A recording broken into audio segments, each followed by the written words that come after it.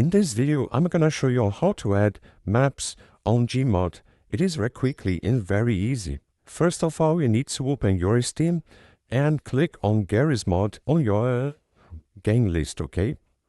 So click on GMOD, and after that you come on Workshop below Achievements. So Workshop, it will come to this page right here. After that you can search by game mode, map, weapon, and so on.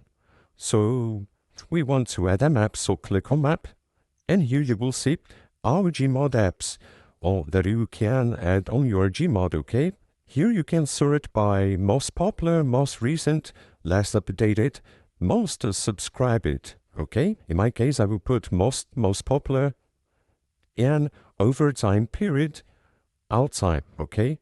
And here you can see the best GMOD apps that you can add to your GMOD.